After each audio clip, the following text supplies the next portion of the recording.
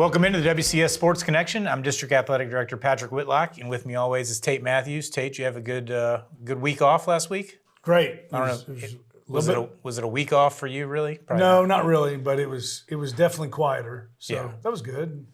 Got to go on a little out of town trip, and then went and saw the Vols take care of the this Razorbacks? little piggy went pig, sue, wee, all the way home. So that was all good. a little closer than you expected, maybe. It's the SEC, man. Win's a win. Win's a win. Win's a win. So, in WCS news, we got some new state champions. We got region volleyball coming up this week. The district soccer tournaments get underway.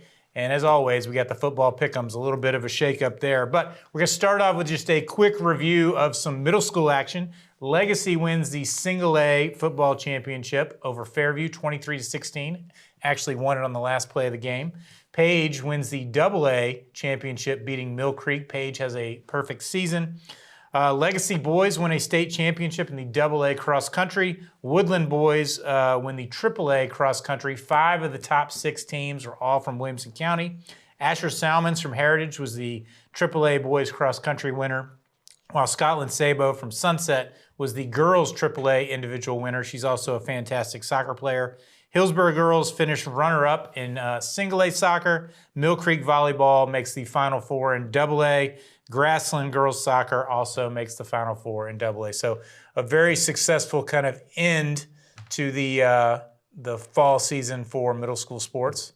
Yeah, without a doubt. And then you mentioned Legacy boys with the state championship. Yes. That's awesome. Yes, double A. Double A in cross country, and Page, that perfect season you were speaking of, the Page Middle Panthers football team, perfect season of 9-0. It's pretty strong. Yeah. Coach Pack's got that thing rolling. Coach Pack getting it done. I did see those kids. They were honored at the Brentwood Page game when I was over there several weeks ago, and many of those kids look like they're ready to suit up on Friday nights. They're some big boys. That's kind of what I was leading into. Here Page is. They've been to the Blue Cross Bowl 4 years in a row. I think a lot of people think he's going to get back this year, and sounds like the reinforcements are there's no end in sight. They're on their way. So if they get enough enrollment to move up, maybe they'll start getting challenged. We'll see. We'll see. I don't know. All right. Speaking of Page, girls golf repeats as state champions, double A last week in Sevierville. Brooke Bennett, a Western Kentucky commit, finishes 3rd overall in the tournament. They entered the final round tied with Dixon County, and as I was following this Tuesday, it was boat race city. Pulled away. Yeah, pulled away. It wasn't even close. We knew kind of middle of the afternoon. Coach Gray at Page texts me and says state champs. They still had like 3 holes to play, but it was a wrap when it was over. Also, freshman Shasha Ecker shot a +7. Congratulations to the Page girls. Other Wilco golfers would be Annabelle Walton, who finished 8th overall. Ella Gerfin, also a Redwood Raptor, played in that. And then Summit senior Cameron Poyer finished 11th. Yes, and for those that haven't been paying attention, that's back-to-back. Back-to-back. Back-to-back state champions. That's huge. Always nice to get a win, but, our friend Jay Pallas, athletic director and golf coach at Dixon County, we love him. But Great guy. But we have no problem talking about boat race city over the Cougars or the Lady Cougars in the state golf tournament. No, they pulled away. Wilco continues its dominance in golf. And let me ask you this. I think you know a little bit about it, but Brooke Bennett's really good. Do you know much about Western Kentucky University? I know it's in Bowling Green. I've been on the campus several times. I love it, man. I love that. I love that campus. I love that school. I love what they're doing athletically, on the level that they're at. I think they do it, well, let's just say it. I think MTSU ought to be like what Western Kentucky is. 100%. It's not even close. They kind of dominate in terms of, there's a lot of kids, Middle Tennessee kids, would rather go to Western than go to MTSU. 100%. For sure. So Brooke Bennett, I think that's great that she's going there. I think that's a great get for them, but I think it's a great get for her as well. And then kind of the things you were talking about earlier during the season with the golf courses that are situated around Page, I don't see this slowing down. I think this could become, we've had Brentwood volleyball and Nolensville volleyball. We've had our Wilco dynasties. I think this might become one. Yeah, Page definitely going to be in the mix. Yep. as long as they're playing golf out there for sure. Speaking of golf, unfortunately, the boys, the Brentwood boys, their bid for a three-peat fell just short. They win in the last day with a two-stroke lead, end up losing by 3. Hardin Valley has an amazing last day. Probably a little bit of weather involved. The weather was not great throughout Tennessee on Tuesday. But George Lascaris finishes 5th overall, Bennett Lynn 7th, Tripp Goodrich 12th, and Luke Purifoy 17th. So they have 4 golfers finish in the top 17 and still fall short. I mean, that is brutal. By 3 strokes. Yeah, by 3 strokes. Hudson Odom from Centennial finished 21st, and Ben Blackburn from Independence finished 28th. So great job by Coach Saunders. They had won 3 of the last 4, trying to make it 4 out of 5. Fall short in their 3-peat bid, but nothing to be ashamed of there. No, not at all, man. And they'll be back, but, that's what's tough about it, especially AAA. Yeah. You're gonna come up against some really good teams, so. Well, and arguably, the next best team wasn't even there, and that would be Page boys. That's right. And Page, speaking of middle school, the Page middle school team, I think won their 4th in a row. So, the Grove is treating that district well with 100%. Some quality golfers 100%. Out there. All right, girls soccer action. We're going to get into district play this week. Fairview finished the regular season with a 6-1 win over Battle Creek. Finished 16-1. They play Creekwood. By the time this airs, that game will have been played. Play Tuesday night in the district semifinals at 6 p.m. at home. And then the District 10 AAA tournament gets started on Monday. So by the time this airs, we will know who's going to be in the finals. Centennial, the 1 seed. Summit, the 1 seed, playing the 8 seed Centennial. Independence hosting Page. Ravenwood hosting Brentwood. A little battle of the wood. That could be an upset. Right off the bat. Yeah, that could be an upset alert right there. And then Franklin playing a very young Nolensville squad at home, all on Monday night. I think a lot of people will circle the potential Franklin-Ravenwood semifinal matchup. Yep. Summit, obviously on a tear all year, runs the table. We all expect them to get to the final. But Independence and Page have had their moments this year. Perhaps they can challenge them. But it'll be interesting to see which 2 teams emerge. That championship is Thursday night at Summit High School. So it'll be interesting to see how that plays out. And then volleyball. The district tournament was held last weekend at Ravenwood. Yep. Summit girls swept Brentwood 25-18, 25-18, 25-18 to win that tournament title. Summit senior setter Amanda Shanahan was the tournament MVP. I went to this match. It's Monday night. They dominated. Yes. I mean, it wasn't even 25-18 is a little deceiving. I mean, 7 points in volleyball is obviously a pretty good spread. In 3 sets. I mean, they just rolled through them. Yeah.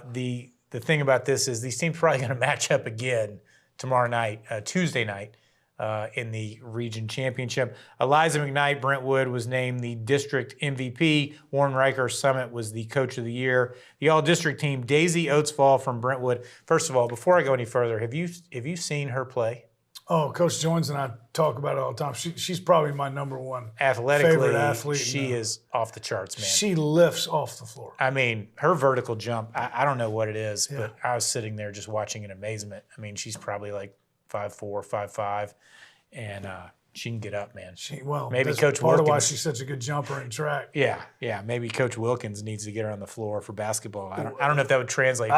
She'd play a lot taller than she is. I say Coach Crane needs to get her on the floor. Yeah, maybe. I mean, she can get up for sure. Also from Brentwood, Samaria Washington, Lauren Duncan, Queen House. From Summit, Maggie Calise, Amanda Shanahan, Bella Lambert. From Franklin, Emerson Garner, Lucy Rigger. From Nolensville, Avery Ethridge, Taylor Collins. From Page, Ellie Caldwell. Independence, Elia Dinsmore. Ravenwood, Tegan Sullivan. And Centennial, Madison Riles. One notable thing about volleyball here, for the first time in a while, Nolensville does not move on in advance. Just shows you, first of all, what a great fall Summit is having. I was going to say that when you're done. Talk about on the ladies' side. Let's talk about that, man. First ever region AAA title in soccer. Right. But it's got to be their first district. I mean district, sorry. Yeah. Their first ever district title in volleyball. Correct. That's got to be their first district title in soccer as well. Yeah. Right? Yeah. So, man. Sometimes we forget, not that old of a school. Right. But they're starting to kind of make their move in the women's sport. Known for the great football run of 2019, 20, and 21, and now starting to make some hay in the fall here with the girls sports. Big for time, sure. Yeah, really playing well. And not sharing athletes either. So That's it's not. They just got to Right. run. You know what I'm saying? These Yeah. are two separate rosters. For sure. Mrs. Lamb and Coach Kirby got that thing rolling. A lot to be proud of out there. So definitely having a solid fall. So the region volleyball tournament is held at Lincoln County, which is kind of a bummer. But Lincoln County will play Brentwood, some will play Columbia, and then they will turn around. They're playing it all in one day on Tuesday. So by the time this airs, we will know. Sounds to me like they're expecting some boat race cities. I think they're just trying to get it over with and not stretch their administration too far. We do anticipate another Brentwood Summit. We hope for a Brentwood Summit matchup Tuesday night at 7:30. I think you could almost guarantee it. Yeah. Actually, I am guaranteeing it. All right. Well, Hey, and you know, we like to be public servants. You know, we like to public service on the show sometimes, and we both of us know a lot about eating and dining establishments. So no, there's not anything really exciting about going to Lincoln County, but I can tell you, if you're going down there to watch your daughter or whoever play, get there a little early. Cahoots, okay, Cahoots. It's in, I guess that's downtown Fayetteville. It used to be in an old jail, and it's a really good restaurant. So that's why if people you're looking watch for the show. that's right. If you're looking for somewhere to eat before or after, unless you just want to go to whatever McDonald's, El Tequila Amigos, my play would be Cahoots. I would say your spot is the place to be. That's right. So after those teams advance, they will play in the sectional, which will be on Thursday. State tournament starts next Tuesday at Blackman High School. All right, real quick, and then we're moving on. So it's a Summit Brentwood final. Yeah. We agree on that? Yes. Who's district tournament champs? I'm going to go Brentwood just because they're so talented. And I think maybe last week got their attention a little bit because they were thoroughly outplayed by Summit. That was an attention grabber? I would think so. Just the law of averages, you expect them to bounce back. Now, Summit did beat them once in the regular season, so they are, this could even it up right here. We'll see, but I mean, don't count Coach Riker's bunch out, man. They are a scrappy group, and they played their tails off last Monday to win that. So, cross country, Larkin Johnson of Centennial commits to Mississippi State. Congrats to her. And then just wanted to update the mile split rankings for the state of Tennessee. This is across all classifications. I think this bodes really well for some success here in the postseason. Brentwood, number one. I still believe they're number one in the country based on mile split. Summit is 4, Indy is 9, Nolensville 14, Ravenwood 20, Franklin 26, and Centennial 28. So that is 7 of the top 28, all from Wilco, based on their scores this year. The boys, not as good as the girls, but still pretty impressive. Indy is 5, led by Asher Oates. Nolensville is 7, Ravenwood 9, Brentwood 15, and Summit 30. So they will be getting into region meets here in the next week or so.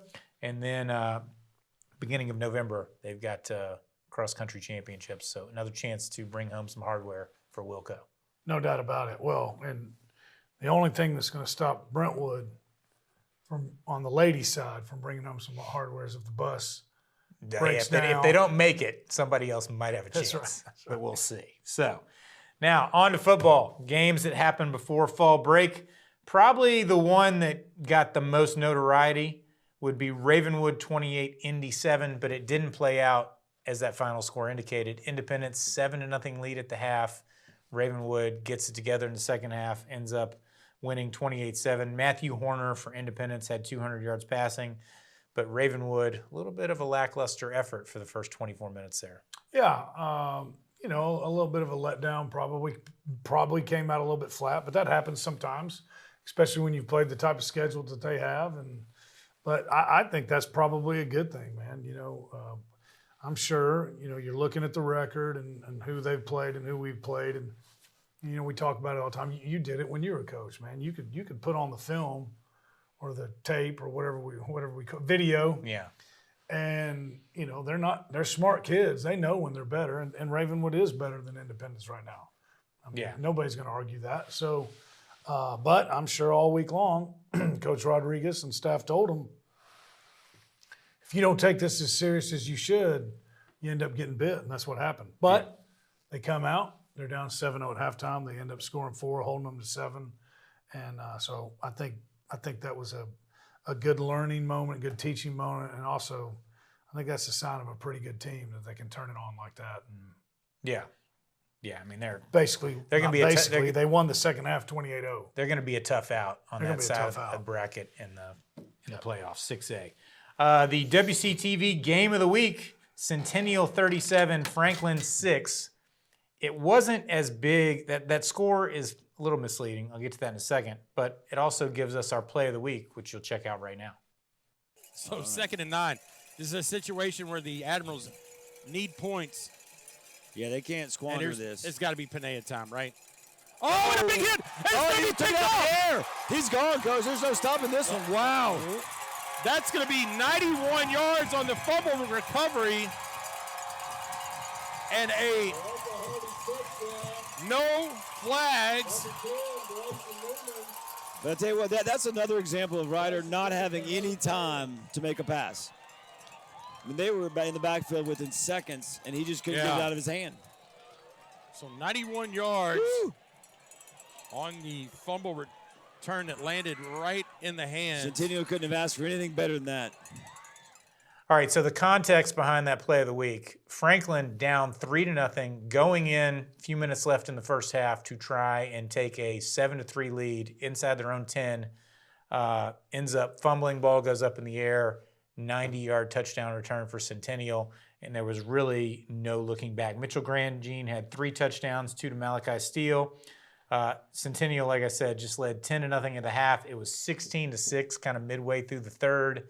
And then Centennial just kind of took over. Franklin just still struggling to move the ball consistently. And when they got down by a couple scores, it was pretty much a wrap. But, as a coach, you always look at that moment. Like, you take it in and you take a 7-3 lead into the half, maybe the whole context of the rest of the game is different. Yeah, well, I mean, that's a 14-point swing. Yeah. I mean. And they'd been moving the ball pretty well. That's tough to overcome. Yeah, total bummer. But, and it's just it's you hate it for Franklin, but it's great to see for Centennial because they've been so close. And then, that's what's the fun thing about this part of the year. Like, you have a bigger body of work, and so you look at that Antioch game, and I know they were disappointed and frustrated when that Antioch game. Well, I don't know how many people were paying attention. They scored 64 against FRA on FRA last weekend and beat FRA. Beat them. Who were they previously unbeaten? Yeah. So I mean, Centennial's schedule has been deceptively tough. That's Stewart's Creek better than everybody thought. Right. They've already played Page. They played Antioch. I mean, they've had some tough games. Had the rain out against Gallatin. Perhaps they win that one. So Green Hill. Yeah, Green Hill. Tough. That 2-4 record is pretty deceiving. That's right. And they got some games that they can work with here. That's right. Which we'll preview here in a second. And they haven't had problems scoring points. They've had problems stopping people. They hold Franklin, who's a 6A program, to 6. I'm just saying, I think they played. Nobody really cares at the end of the day. They've played some really, really good offenses. Yeah, for sure. Definitely deceptive. Fairview gets a 39-0 win over Harpeth. Julius Carter scored 4 touchdowns on the night, turning 3 of his 7 carries into scores, and also had an interception for a TD. I think the interesting fact here is Julius Carter is a freshman. Yes. Thanks for playing, Harpeth. Yeah, I mean, but goodness. I mean, you got a freshman putting up numbers like that, 7 touches, 3 touchdowns, pretty good ratio. And I know part of it is because they're 3A and they've got a smaller enrollment, but I love that Coach Hughes plays 2-way guys, man. I think it's a lost art. Like, I understand the 2 platooning and all that, but the weather's just changed. You can play both ways now. There's still people that do it. And I love that he's going to get his best 11 on the field when it counts. And I just love seeing that. 4 scores or 3 of them, but then one of them on the defensive side. Yeah, it's fun to watch. Beyond impressive. Page beats James Lawson Hillwood 40-0. In our picks, that's both the one we missed because I think we thought Page would win by more than that. I think the spread was like 42. They win by 40. Obviously, Coach Rathbone does not watch the show. because he would have tacked one more on to make us look good, but he didn't. Well, he does. I don't know who the birdie is in his ear. He does get feedback, but I think he forgot about it on Friday night. I think if somebody had said, "Hey, man," right? Maybe. But Hillwood gonna be Hillwood. Yeah, they are. And Nolensville beats Hillsborough 31-13. Hendersonville shuts out Summit 28-0. And then Brentwood, this was a little surprising. Not surprising that they won, surprising that they just put 49 on them and probably got to get home a little bit earlier than well, they definitely wanted to get home early, I'm sure. Yes. The rumor is, as I've told you, the Jiffy Burger is the stop in Manchester. The problem is they don't take debit cards, so you either have to pay cash or you have to pay with check. They'll take a check, but not a debit or a credit card. I'm sure the Brentwood faithful had plenty of cash. That's what I heard. I heard that they all forgot their checkbooks, and so they couldn't. They just had to go home. They had to get home early, or at least get back to Murfreesboro so they could get something to eat. No doubt. All right. But again, the offense for Brentwood's coming into shape. Yeah, and they're going to need it. They're going to need it in about 3 weeks for sure. All right, so let's just look real quick at the breakdown. Fairview currently sits 2-1 in 3-6A. They've got Camden this weekend, this Friday. Camden is also 2-1. Yeah, you don't have that on your sheet here. But Fairview looking to lock up a playoff spot essentially this week with a win over Camden. That loss to Sycamore still kind of biting them a little bit. They control their own destiny. If they win out, meaning they beat Waverly on Halloween at the end of the month, then they will win that region. In the 5A region, Page 2-0, Nolensville 2-0. Nolensville essentially has wrapped up a playoff spot as well as Page. But Centennial and Nolensville play this week. Centennial just 0-1 in the region, chance to kind of move up. That game is we'll talk about it here in a second, is going to hold a lot of water moving forward. Ravenwood and Brentwood both 3-0, essentially locked up playoff spots. Shelbyville 3-1, Independence 2-2. And then Coffee County 1-2, Summit and Franklin 0-3, and then 0-4. A lot of work for Summit and Franklin to do. It's not out of the realm of possibility that probably Summit maybe has a chance, but right now it looks like the top four are going to be Ravenwood, Brentwood, Shelbyville, and Independence. Shelbyville has that head-to-head win against Indy. That could go a long way as well. So we'll see how that plays out. So in the pick'em last week, now picking against the spread, okay, Tate goes 4-3. Yours truly goes 6-1.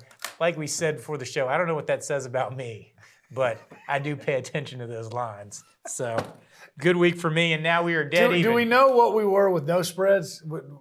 I think we ran the table. Yeah, I think so too. So overall, 36-14, 36-14. We're in a dead heat with 3 weeks to go. It doesn't get much better than this. No, man, this is like Gordon and Tony Stewart, and they're nose to nose coming down the backstretch. It's going to be exciting stuff. So let's get into it. I'll start this week since I evened it up and won last week. I'm very proud of myself. But anyway, Franklin at Brentwood. The pundits have put this at Brentwood -18. I'm going to take Brentwood in that one. The interesting part is all the teams coming off a bye week.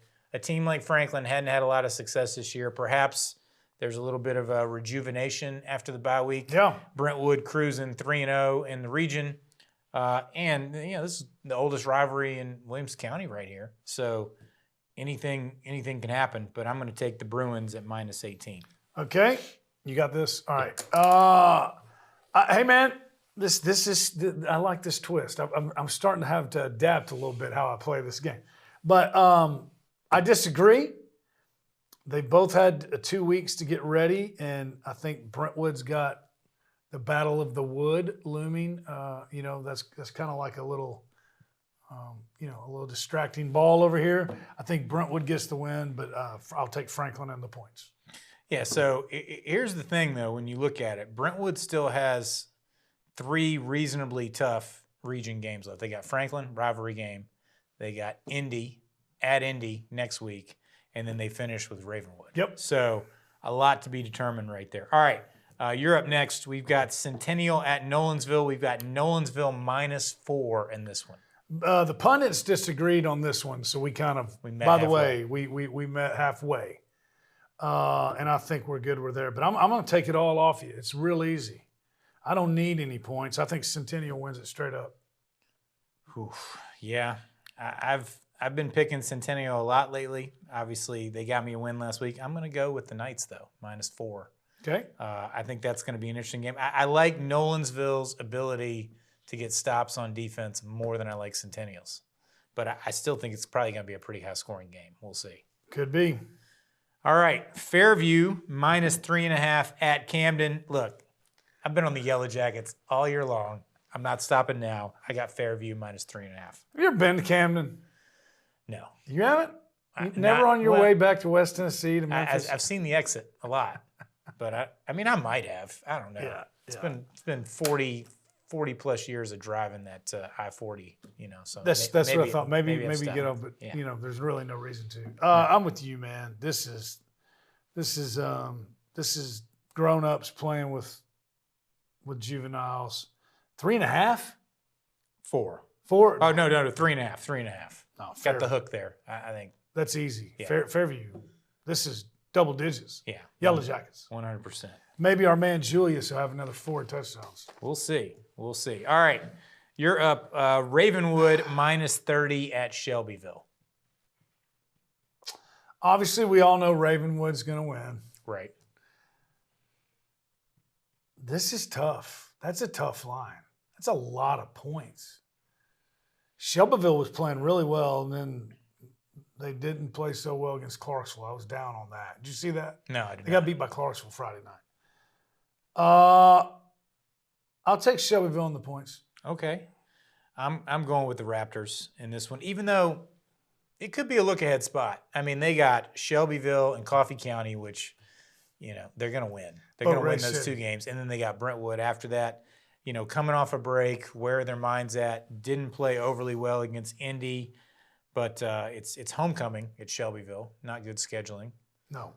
At all. But I'm going to go with Ravenwood here, -30. But, man, I've heard that other places, people getting mad about that. And I think I said this maybe on the radio, but, like, people, they picked us for homecoming. They don't respect us. That's insulting. It's gotten to the point now in high school. That's not an insult. They don't want to have Ravenwood come in and kick their teeth in on homecoming. It was the best date for the festivities on the calendar. That's right. It has nothing to do with the team you're playing. Now, that doesn't mean Coach Rodriguez ain't going to use it. And Coach I would. Q, I totally would. They don't respect you. Yeah, scheduling is for But that's homecoming. really not what it is. No, it's nothing to do with Okay. that. We take it way too seriously. Yes, okay. So, all right, I'm up. Summit at Coffee County. We've got Summit -3. First time Summit's probably been favored this year. Yeah. And the pundits agreed on this. They did. They were That's a dead little even scary. on that. It is scary. Okay. I'm going Summit. Okay. I think Coach Coleman's going to have them ready to go for that road trip. Jiffy Burger on the way home. Let's go. Man, the 3, they did a good job on that one. They did. I'm with you, man. I think Summit is taking some licks. They've kind of gotten back to what they used to do offensively. And I think that's more in a lot of people's different comfort zone, not the players, but also Coach Coleman as well. So I think they go on the road, and I think they get the win. I'm going with the Spartans. All right, last one. You're up. I think this is a tough one to pick. It's tough. Indy at Page. Page -20.5.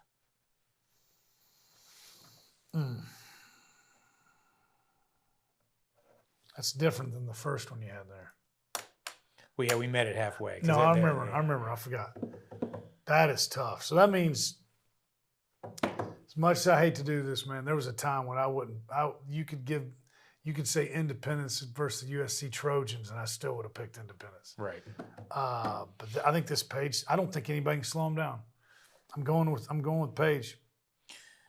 I'm going to agree with you. I'm going to take Page as well, but I'm going to go on the flip side. I think Page's defense is really, really good. It is. And, I think the most impressive thing about Ravenwood is they held Indy to 7. I thought that game would be like 42-17, 42-21. I expected Indy to score. Now, Coach Blade had a week off. Right. Bye week. Maybe he's going to reach into his bag and have some stuff ready. But Indy's going to have to score early in order to cover that spread. Yes. I'm really high on Page. Also, Sevier County gets beat by Grace Christian Knoxville last week, so Page is now the #1 team in 5A. Oh, fantastic. Yeah. So with that newfound ranking, and I also think It's a nugget there. Yeah, I think this is a game that Page is going to be motivated for. Oh, 100%. You know, they're not going to look at the record. They're going to look at 6A Indy just down the road, and they're going to be ready to go. So I think. Well, Page and let's be covers. honest. There's some players with some familiarity of both. Those two schools and communities kind of have a little. Yeah, there's some overlap there. There's some overlap, and there's a little rub there. It's been going on for a few years. So, 100%. 100%. that'll be fun to watch. I'm assuming the train whistles are going to be in full force So we didn't. on Friday night. We on didn't this even one. we didn't even talk about this, but I did send you a tweet over the break that some media member had said, "Hey, this would be a nice time for TSSAA to ban train horns."